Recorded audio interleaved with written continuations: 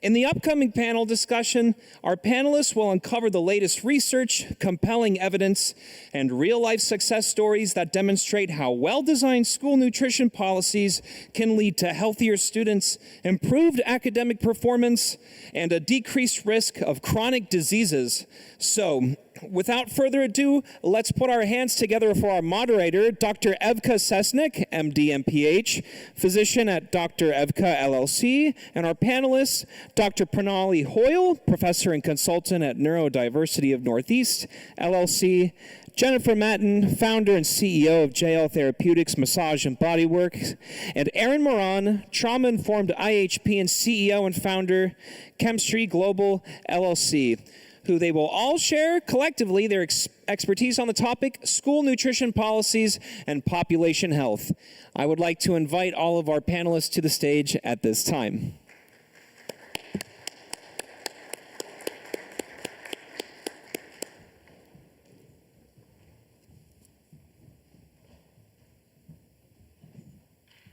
So hi, thank you for our panel about school nutritional policies. And we're going to do this first by introducing each of us. After that, we're going to talk about our topic, and we brought examples with us because I think it's important to give you concrete stories. So my name is Dr. Evka, or Dr. Eva Cesnek Novak, but Dr. Evka, and I've been practicing family medicine for about 20 years. I have an MD as well as an MPH, and I got interested in the topic of pediatric feeding disorders and food allergies because I had a daughter with these conditions, and as a physician who'd been seeing children forever, I should have known what to do, how to help her, and I realized that our knowledge base in some of these conditions is limited. She had a condition known as FPIES, or food protein-induced enterocolitis syndrome, which at that point had an ICD-9 code, but there was no good treatment protocol for it. I was in a Facebook support group, and in that Facebook support group, there was a lot of misinformation. So I wrote the how-to manual, the guidebook, which has been considered a lifesaver in the field of non-IgE-mediated food allergies. And then my daughter had feeding challenges, so I got trained in the SOS feeding therapy method. I got trained in ABA, or applied behavioral analysis, as well as the early start Denver model, and use that to now have a platform advocating for children with feeding disorders to help them. I feel like it needs to be its own field in medicine, and it's not yet. Just like you have pediatric endocrinology, pediatric gastroenterology. And so that's one of my dreams. Hello, everyone. My name is Jen. I am a massage therapist, and I started my massage and bodywork business just a few years ago, and it really was born a lot out of COVID and really the power of touch, and seeing that people were still wanting all the same therapy, even though we weren't touching anything and we were wearing masks, but still they wanted therapists to touch them. And some of it was just wanting to be touched and to feel that energy. Others were, this is something that they needed just to get out of bed in the morning. So it was a necessary therapy that I think was very overlooked during all the shutdown time. I chose to continue seeing patients and brought on other therapists and just ran it out of my house. And that's just how it went. And then when we got big enough, we decided to get a building and make it legitimate, I guess. I always practiced on my own and ended up pushing myself too hard, wanting to do it all, ending up with shoulder surgeries and hand problems, everything. And the more I talked to other therapists, they were kind of going through the same thing. Everyone was trying to do it on their own. So creating a group of therapists and creating boundaries for all of us, creating a safe place where our self-care was just as important as our patients and clients. I brought in a physical therapist that had rehabbed me through my first shoulder surgery. And it really took off as a place where therapists want to work and they feel that they have a real career that can extend past the 3 to 5 years that the studies say. And also the clients are so drawn to our clinic because everyone's happy and healthy and they exude it and they're always there the next time they come. We have now kind of dove into the pediatric side, working more with teens and the sports through the schools that are, it's very overwhelming for them. And we're speaking with orthopedic surgeons that have kids on wait lists, ready to have their first surgeries at 16. And this shouldn't be happening. So we're there, we're gonna try to help them through that. There's so much. I could talk forever on massage and body work. It's such a passion of mine, but I will pass the mic, or keep the mic. Hello, everyone. My name is Erin Moran. I am the CEO and founder of Kemstri Global. The entire mission and purpose of Kemstri Global is to help women reclaim their relationship with food and trust their body. This is based off of a 20-year battle that I've had after what I thought was the solution to childhood obesity. In 2003, I became a runner, lost 60 pounds, and then battled fat gain for every year of my life until 2020, despite diet and exercise. It was to the point where I couldn't eat any less. And so through this, what I've discovered is that the diet culture, obviously, right, and fitness approach to weight loss isn't the complete picture. It's actually only 25% of the solution that you actually need to maintain a lean body.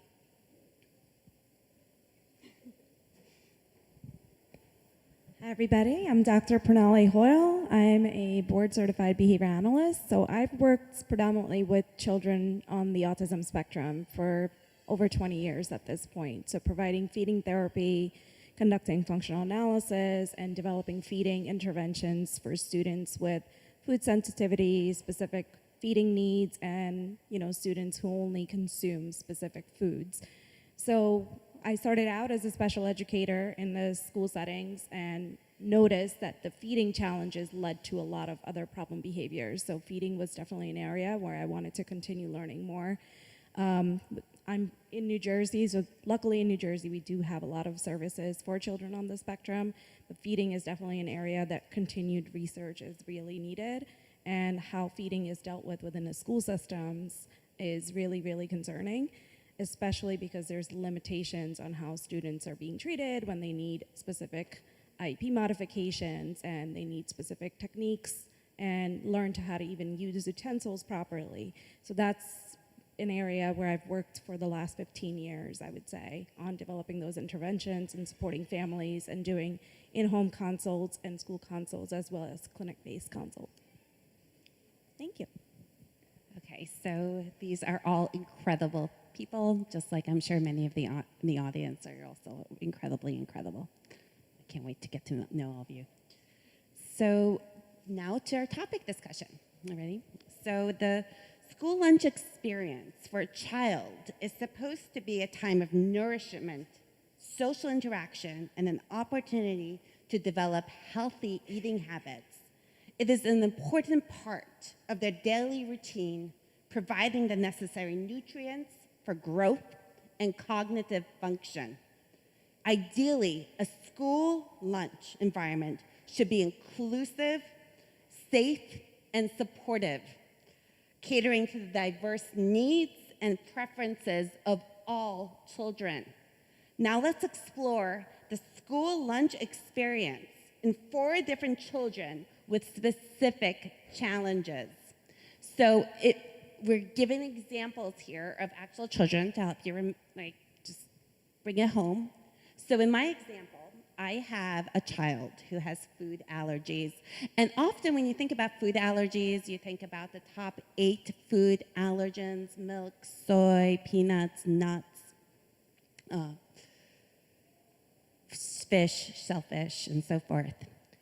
But we also are now seeing that there's different kinds of food allergies, and you can have allergens or symptoms to things that previously were thought of as non-allergenic foods. So an example that I show is that of rice. And for children dealing with some of these non-IgE-mediated food allergies, such as food protein-induced enterocolitis syndrome, rice becomes an issue. And so we are finding situations where a child wants to have that school lunch experience along with their peers, but are finding limits on what they can eat because things that we're thinking of as non-allergenic and are offering to those children in the school system may actually carry their own allergies. And so we're going to talk more about the policy of that later, but this is one of the issues the child might be dealing with. I am holding a picture of my middle daughter, and she is a middle kid. If there's any middle kids out here, you guys know who you are. She was diagnosed with celiac. I think she was maybe 5 or 6. She had broken too many bones in that short period of time. It was never brought up. It was a fluke that she was ever even diagnosed. And now I have poured my heart and soul into finding her help, finding myself help. It has caused her so much pain inside that she doesn't know how to talk to anybody about, because she doesn't have a place where she can physically sit and talk to other kids or adults that have been going through this, and that they can kind of show her the good ways. Because there's not a ton of information out there for young kids, and there may be some support groups.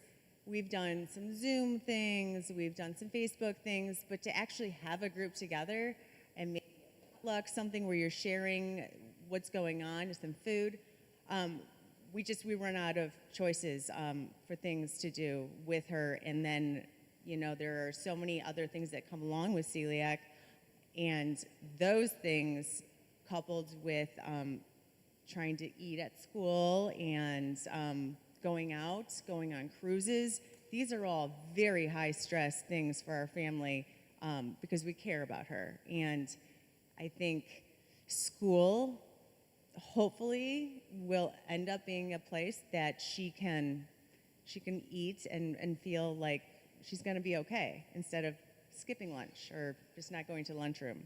So and she right now is at a dance competition at nationals in Virginia. So, I mean, she is thriving, but it can be difficult for sure. Awesome. And so this is actually a picture, my childhood pictures. I turned 13 and weight just started going on my body. The best way to say it is I used to go to school lunch, and I remember consciously trying to eat like the skinny girls, thinking that if I would eat like them, that I wouldn't have a weight problem. I always used to wonder why athletes, even though I was athletic, I used to wonder why they had muscle and my body didn't. And so really, looking back, I believed I had an emotional eating problem, but I really didn't. I grew up in a house that literally fed us lean game, home-cooked meals.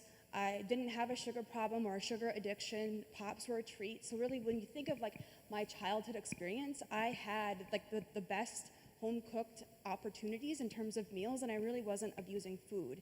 The root cause of this, and really why I'm here, is because the root cause of obesity is not food, and it really has to do with a dysregulated nervous system. So I'm going to talk a little bit about the social emotional component for children, specifically on the autism spectrum. And the poster here kind of demonstrates some of the foods that might be offered within a school lunch that might bring up some of those social emotional concerns within for children on the spectrum and children with developmental disabilities. So the sight of the food alone might trigger specific behaviors, especially if they've been learned and paired with escape from the table, or allowing the child to offering the child a different food and not allowing them to eat the food that they should be eating. So parents, a lot of times when we do parent training, we talk about how to systematically change that behavior by using that positive and negative reinforcement contingencies, and I'll go into that a little bit later as well. But as far as the social emotional component of it, that social aspect is like sitting with your peers who might be eating something that you may or may not be able to look at even, and it might increase some of the gagging responses or the avoidance responses that most kids engage in within the lunchroom settings. I had a specific student that I worked with that only ate foods that were pureed, and during the school lunch, she would gag every single day. And as a result, she was told to just go eat in the counselor's office, rather than implementing interventions and conducting an analysis of why those behaviors were occurring. And we introduced an intervention at home and then transferred it to the school setting, and I'll go into that a little bit as well. But overall, that social emotional component when it comes to feeding is still not being addressed within a school setting. So that's definitely an area that needs further research.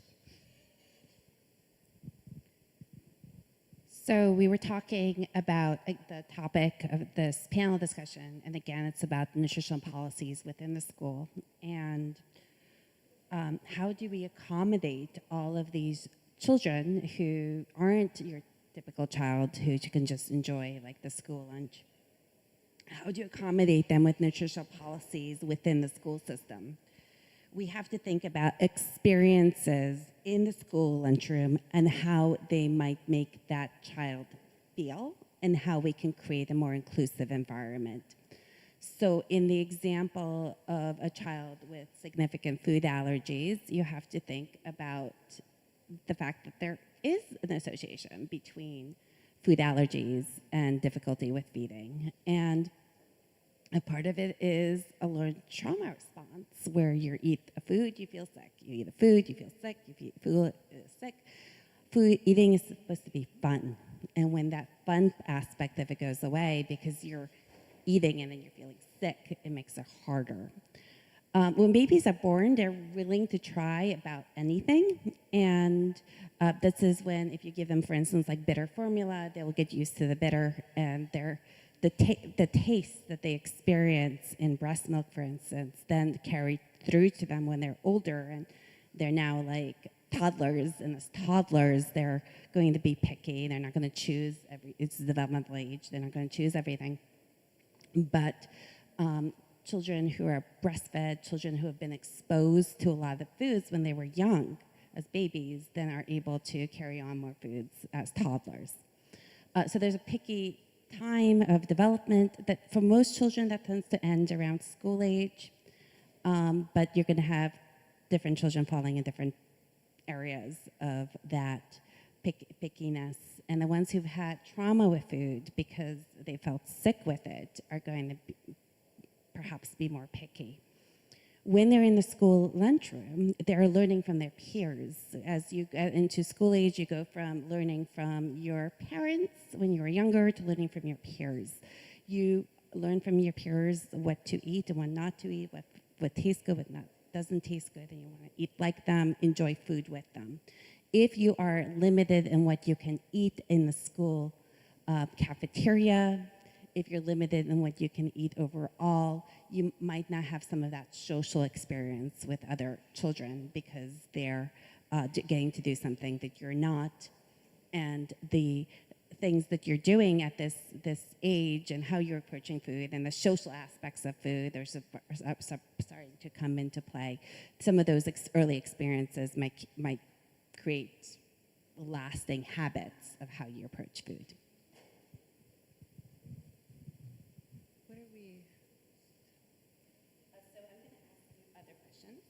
And for Jen, can you elaborate upon the experience of a child with celiac disease navigating lunch at school? What has helped the child feel more comfortable with having a school lunch? So labels are key, but we all know that most labeled food has nutritional deficiencies. It's going to be probably a lot of sugar, other things that it's probably going to lack protein is the most important thing for, any growing kid, but especially those with celiac because they tend to have aversions to things on a regular basis. They'll love it, they'll eat it, and then all of a sudden they won't want anything. And it can be triggered by cross-contamination, it can be triggered by emotional, but they're not as regular on the types of foods that they want to eat. So, you're going into the lunchroom as a kid, and of course this is going to be it's going to be closer to middle school. During the elementary years, you're bringing your lunch. Everyone's bringing their lunch. You may have some schools that do provide lunch, but it's more of a babyish. We're still there holding their hand for everything. Most all the moms and the kids in the class know about allergies, and everyone is usually pretty good about it, and they'll make sure to bring something that everybody can have. Now we enter middle school, where all that changes, and those kids are on their own. They're going to the lunchroom, or they're not. My daughter, and this is Cece, I don't know if I said her name, Cece, she just won't go. She won't go to the lunchroom if she's having that day where, I forgot to pack a lunch, I didn't see anything good that was labeled there yesterday, I don't know, I just don't even want to deal with it. Now, that was the beginning of the school year. As the school year progressed, she was making more friends. She was seeing them outside of school. They were coming to our house. They saw the plethora of gluten-free items we had, and it started a conversation. Once her peers learned what she had to go through and maybe went out to eat with her, and they saw how difficult it was and watch them eat fries that were maybe in the same fryer as other things with gluten, their empathy kicked in because children are very empathetic to each other. I don't think the education is really there on all these different allergies. Kids just know, oh, he's got a peanut allergy, he carries an EpiPen. Oh, she's got a dairy allergy, she has some enzymes to take. If you're celiac, it's an autoimmune disease. It's not an allergy. You may have a gluten allergy also, or wheat allergy, but it's not the same. It's so systemic, and it is a forever thing. And it gets thrown into the bigger category of foods that need labeling, but we also need education on it because it's not just an allergy. So I think going into that lunchroom it's pretty daunting, and unless you bring your own food, I don't know that it can get a lot easier without a giant overhaul and a lot of education in every grade, all the way through high school, because adults get diagnosed later in life, and you don't pay attention to things that don't affect you directly. So I think it's an every year program that needs to be launched. Obviously, that's probably for a different conference at a different time, but that would be my thoughts on that. And then, Erin, can you kindly provide a comprehensive definition of emotional eating in school-age children? Yes, so first and foremost, we have to get to the root cause of what emotional eating really is, and that is a protective response to return your body to regulation. So really what's going on is you've got a dysregulated nervous system, and emotional eating is simply a symptom of that, one of many symptoms of a dysregulated nervous system. And so for those of you who are unaware of how the nervous system works, I'm going to give you a little analogy. We're going to go to a manual car, like a manual transmission in your car. You have 5 gears. You have a clutch, and you also have to think about, to hear when you're supposed to shift your gear. The nervous system works in a very similar way, and what happens is we lack the awareness to know when to shift. So ultimately, emotional eating is a symptom that you're stuck in a lower gear. And the way to think about this is for everyday life, you typically want to be in gear 5 of your car, which would be like where you want to drive on a freeway. And the dysregulated nervous system becomes chronic and stays in gear 1 through 5. And you're trying, like imagine, right? You're in a car, you're trying to drive on a freeway, but you're stuck in a low gear. It's not very pleasant. The body works in a very similar fashion. And when I think about emotional eating, especially in school-aged children, we've shamed it. We've made it a negative connotation, and all that does is quite literally maintain the set point of obesity. And so that's why we need a way to completely recontextualize how we think about eating in general, and also systemic policies that actually shift this. And then Pranali, Dr. Hoyle, what can you tell me about how a child with autism experiences the school lunchroom from a social, emotional perspective? So as far as the social emotional perspective, like the emotional responses that might occur, might be that avoidance behavior. So it might be as soon as they enter the lunchroom, or even before it's lunchtime, there might be behaviors that lead to them not going into the lunchroom. So they might engage in responses such as vocal outbursts that might be, I don't want to go, or screaming, or non-compliance, which is just basically refusal to go into the next transition. Or it might even be high levels of some injurious behaviors or aggression. So a lot of times children will engage in these behaviors to avoid the contingencies that are going to happen next. And this leads to them escaping that environment that specifically triggers those responses, but they might engage in that prior to even that transition. So that's something we need to watch out for, and that's where the analysis of those behaviors is really important, and understanding what contingencies are really maintaining that behavior.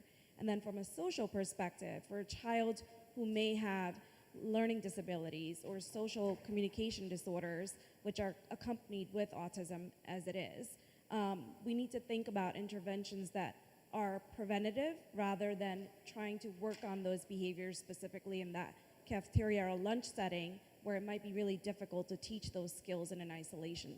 So teaching those skills like maybe during snack time, or even working on specific behaviors that occur within the classroom that promote some of those peer responses, or the peer buddy system where you have specific children that you accompany a child with more disability, or child with autism, or child with feeding concerns, and then they have somebody to go to, that person that they know that they can rely on, essentially, that's always going to be their support system within that. So having some of those antecedent interventions, essentially, that prevent the behavior from occurring to begin with is really crucial, rather than always thinking about it from a consequential perspective. It sounds like some of these children with different food challenges actually are avoiding the lunchroom or having a limited experience in the lunchroom, and we need to figure out ways to make that better. It is essential for us to consider the needs of all children, not just the typical ones, and when discussing school lunches and school lunch policies. Creating an inclusive school lunch environment is crucial for fostering their well-being. No child should feel excluded or singled out. So let's dive into the topic of policies, right, that schools can adopt to support their diverse populations.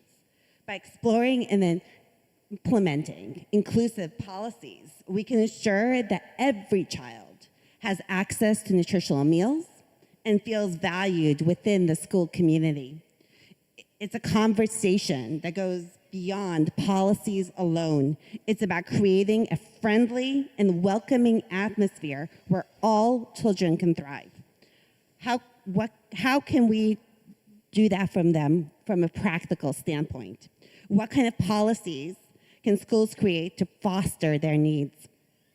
From the perspective of food allergies, my I give you two policies I think would be really helpful. The first one is a school nurse policy where school nurses often are instructed on how to use EpiPen. I remember as a family physician filling out these forms for children to if they have a anaphylactic reaction, when do you use your EpiPen, how do you use it, what do you do next?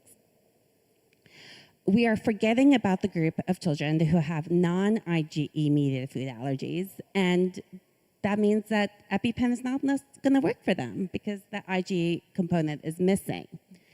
And so they may have things like a lot of vomiting after they eat food, and that could happen even a couple hours later. And it'd be great if those children had access and a policy within the school system written down about how to use a medication like Zofran, which can be given to help decrease the amount of vomiting and help these children to get much better faster. So we shouldn't just be thinking about EpiPen, we should be thinking about medicines like Zofran. And the second thing that would be helpful is to include things in the school lunch on a daily basis that are low allergy. So for instance, if you're gonna have a salad, make sure to exclude the cheese.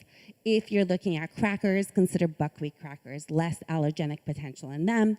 If you're looking at pastas, consider something like a quinoa pasta, and maybe a particular bean pasta, again, readily available at the supermarket, and more likely to not give that allergic response. If these are normalized foods that are just readily available in the lunchroom, then they become more mainstream. It won't be like this, ooh, oh wow, this is like this weird food. It'd be a food that's regularly available and that other children get used to and they enjoy. And things like quinoa and buckwheat, for instance, these are superfoods. These are good foods for you anyway that could be included. Okay, so we're gonna continue this conversation, and the next question that I have is, what do you think about the concept of labeling foods to show which ones have certain food allergens, such as gluten? I think labels are key. They create the environment that puts everyone down a couple notches. Just walking through the lunch line here today, I probably 4 or 5 women that we were so excited to see gluten-free, dairy-free, vegan. I mean, it was incredible. Oh my God, I can eat everything. This is so cool. I mean, everything that was left, of course, after everyone got to it. It really changed the whole scene. And those scenes are that's why conferences like this exist, right? We're changing different scenes. And I think there are going to be certain ways to do it, and I feel like with schools you almost need some ambassadors, you know, some kids that are the more influential kids, maybe bring them on board, you know, maybe play with some recipes, have some taste testers, things like that. Give them some ownership of what they're picking. Maybe ask grades by grade to, hey, you guys are gonna create the menu. I know in my house, I am not gonna choose the menu every day. I can't, I'm tired, I don't wanna do it. So if you guys wanna eat, throw me some ideas. I wanna know what you want. And I'll take the allergens out of it. I will find a way to make it, but tell me what you want. I don't think that kids always want hot dogs and pizza at school and chicken nuggets. I mean, that should be our lazy day stuff, but not school lunches.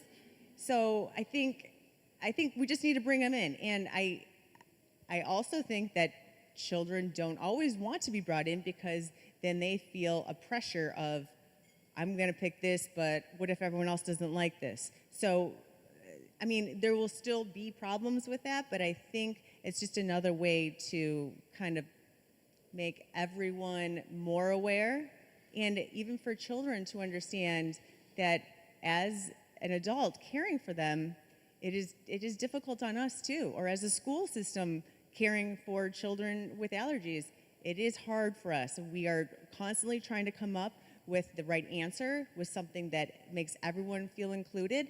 So I think it's important to kind of open their eyes to that a little bit too. Thank you. And then, Erin, in the realm of nutritional policies, what 3 effective policy measures can the school system adopt to combat the adverse effects of emotional eating? Yes, so really what I'd love to see here is us leverage arithmetic skills that our second and third graders are learning. And so what I mean by this is that the first policy I would love to see us instill in the schools is just simple education on how to calculate your total caloric and macro needs. When I think about a macro, it's quite literally the building blocks of your body. You've got proteins, carbs, and fats. And what we need to do is make children the carpenters of their own body. So what I mean by that is, in addition to the general policy that instills and helps us teach them their caloric needs at the macro level, what we can also then do is quite literally make this agile and fluid with them as they age. So there should be macro and calorie education throughout grade school and into high school, inclusive of a sports edition for athletes. In addition to that, the third policy I would absolutely love to see is the macro components on school meals. And the reason for this is this education quite literally decontextualizes emotions from the entire experience. You learn, as you get good with macros, you learn how different foods and different ratios of carbohydrates, proteins, and fats make you feel. In addition, what this does is it starts to actually regulate blood sugar, and that could have a dramatic impact on how kids perform in school. And then, where my head really goes, is systemically, as this education is disseminated to children, they take it home to the dinner table, and their parents likely need to help them. What this starts to do from an environment perspective is completely deconstruct diet culture. Thank you, Erin, for that wonderful response.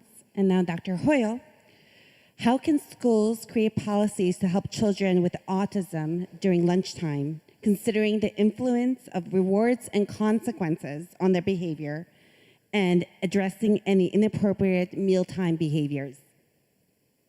So as far as specifically for children with autism, we brought up the subject of functional analysis. So how the law, IDEA, and all the laws do state that functional analysis and functional behavior assessment should be conducted prior to developing behavior interventions for any children that demonstrate negative behaviors within a school setting. But how it only works is if the behavior is severe enough to intervene. So if a child is having specific concerns around feeding, that child is not receiving services by a speech therapist, an OT, or a behavior analyst in the school setting. It only happens when the behavior becomes so severe, when it becomes so problematic, when they start to demonstrate aggression or property destruction or other concerning behaviors, and then the root cause of it might be a feeding concern in itself.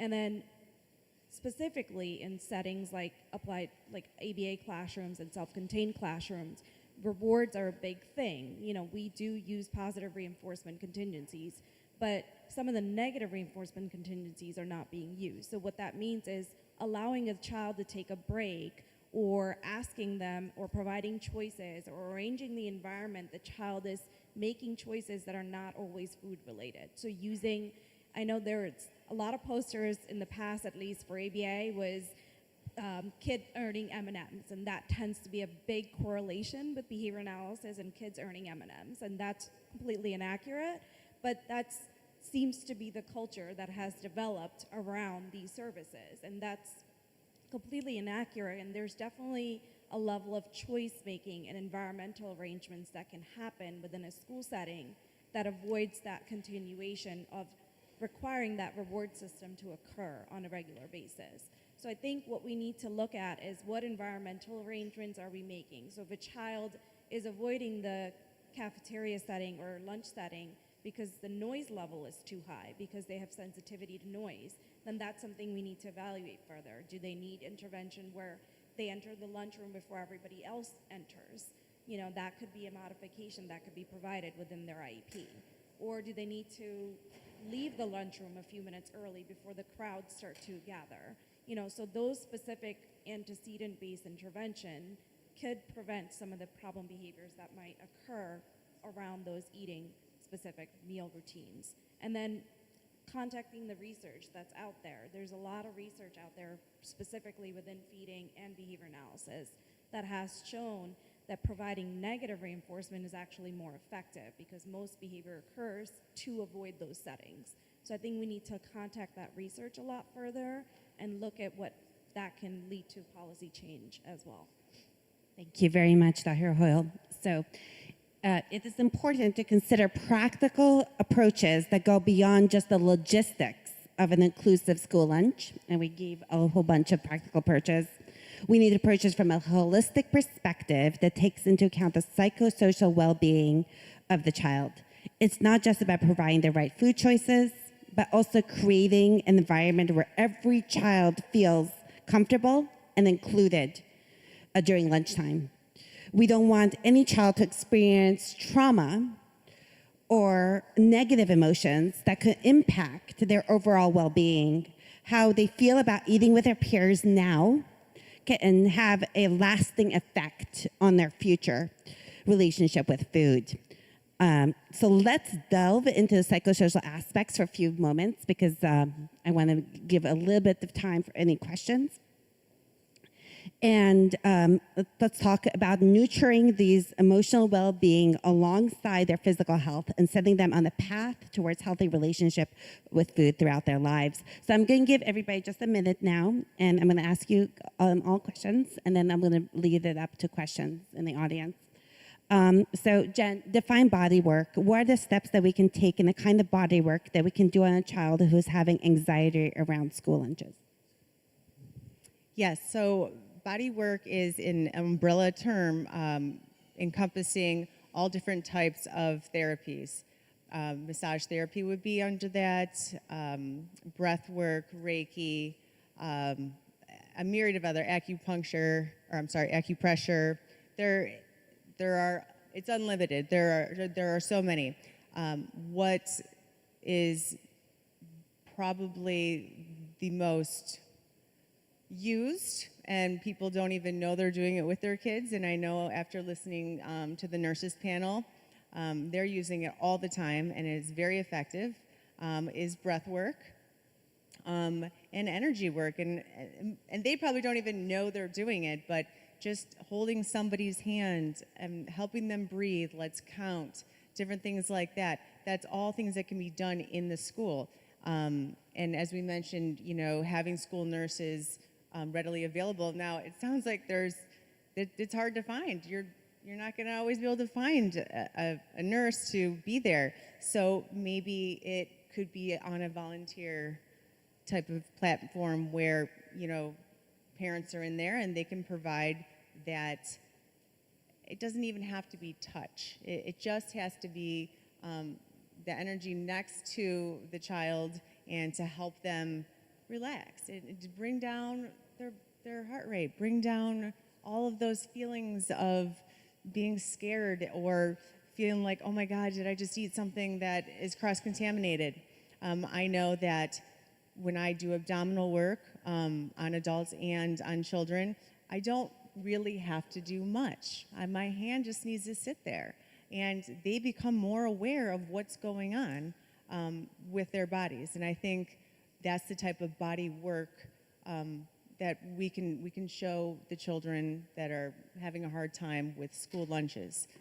Literally just touching them and taking that time out, maybe before school or after school, to talk about how food went that day.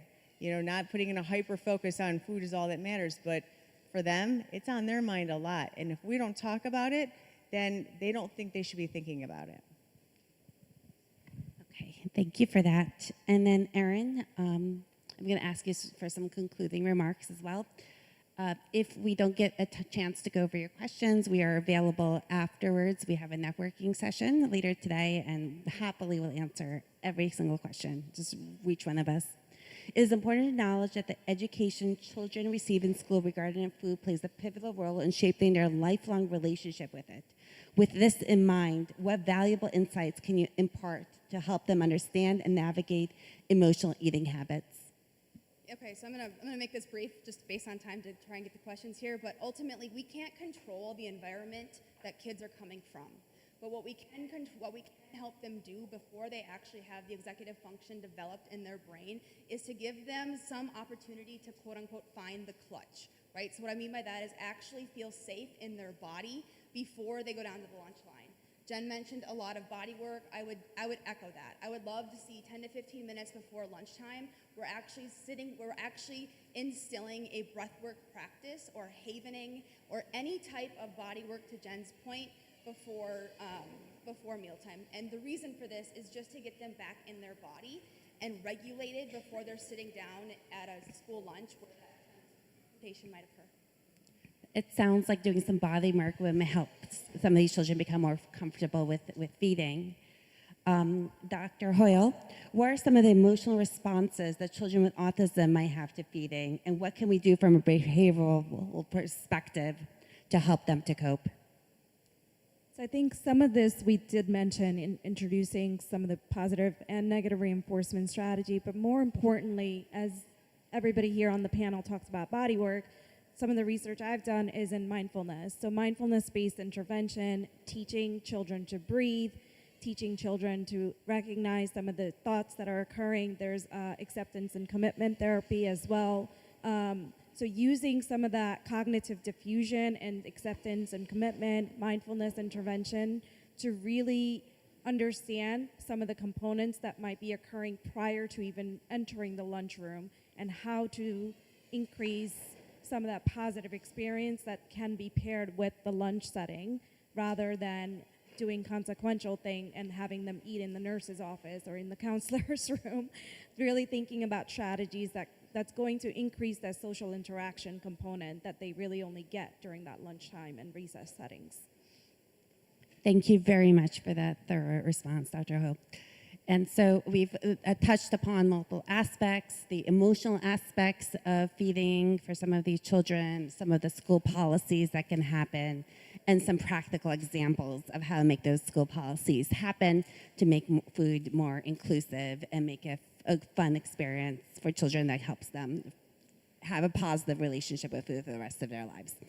What kind of questions do you have? Does anyone want to go up to the podium, or otherwise we will answer all of your questions if you just reach us after during the networking sessions or any other time this conference.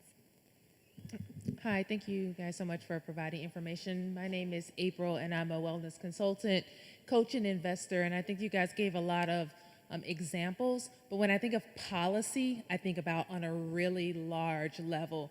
And I know someone mentioned something about the supermarket, and that's great, but when we're talking about school lunches and policy, we're talking about bulk and like how do we accommodate everybody. So my question is, have you guys seen school systems that have implemented some of the things that you're saying, and how practical is it? Like, is this a district level? Is this a principal level? Like, how do we really do these policies? Because I thought we were gonna be talking, well, I wanted to address like the garbage that we're feeding our kids in school, but that's a different conversation. So that's kind of my question from a policy perspective, and like what you've actually seen, because that's a really big thing.